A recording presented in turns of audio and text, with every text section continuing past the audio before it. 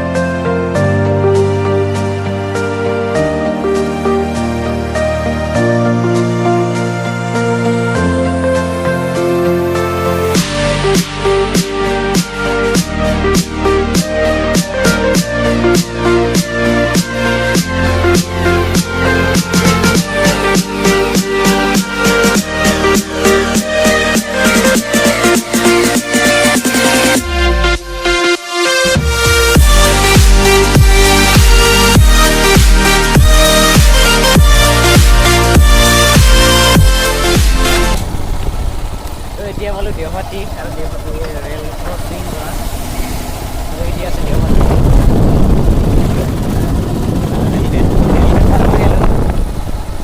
তো বেছি দূৰ নহয় মহাদেৱ পাহাৰ আচলতে, আৰু 2 কিলোমিটাৰমান গ'লে পাওঁৱে। তো যাওঁ।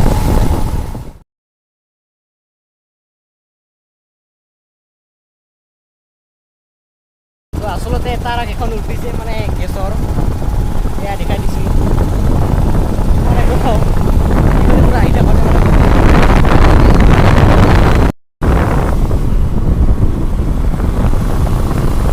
পালোঁ আৰু বেছি দূৰ নাই। তো এইফালে আছে 4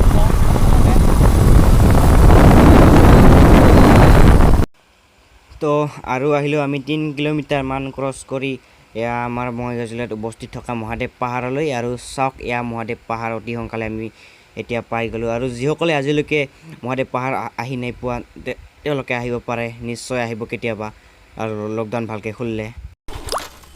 তো এয়া ফাইনেলি আমি আহি গ'লোঁ মহাদেৱ পাহাৰ। এয়া চাওক, আজি আহি গ'লোঁ আমাৰ বঙাইগাঁও জিলাৰ অভয়াপুৰীত থকা মহাদেৱ পাহাৰৰ।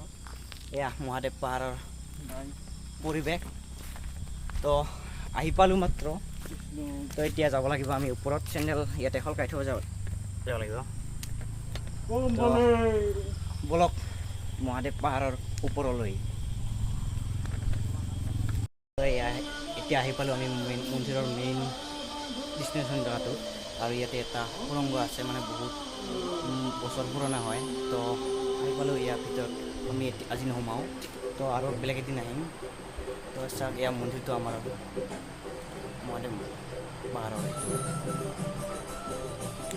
তো আৰু এতিয়া আমাৰ মন্দিৰটো চোৱা হ'ল আৰু আমি যাই আছোঁ এতিয়া তললৈ। আৰু আজি আহোঁতে অলপমান ৰাতি হ'ল, সেইকাৰণে আমি বেছি দেৰি নকৰোঁ, যাই আছোঁ ঘৰত।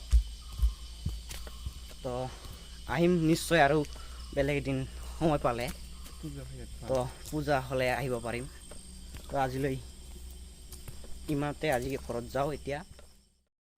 তো আৰু আমাৰ বঙাইগাঁও জিলাৰ অভয়াপুৰীত থকা মহাদেৱ পাহাৰ এয়া চাওক। আৰু যিসকলে আজিলৈকে মহাদেৱ পাহাৰত আহি পোৱা নাই তেওঁলোকে আহিব বাৰু। আৰু ভালকৈতো লকডাউনো ভালকৈ নাই খোলা, যেতিয়া কৰোণাৰ প্ৰভাৱ কমি যায় তেতিয়ালৈকে আহিব পাৰে। আপোনালোকে আহক আমাৰ বঙাইগাঁও জিলাৰ অভয়াপুৰীত থকা মহাদেৱ পাহাৰ, এয়া চাই যাওক আহি সকলোৱে। তো ৰাতি হৈ গ'ল আৰু আমি এতিয়া ঘৰত যাওঁ। তো যদি ভিডিঅ'টো চাই ভাল পালে সকলোলৈ শ্বেয়াৰ কৰক, আৰু যিসকলে নতুনকৈ আছে ছাবস্ক্ৰাইব কৰিবলৈ নাপাহৰিব। আজিলৈ ইমানতে, টাটা, বাই বাই।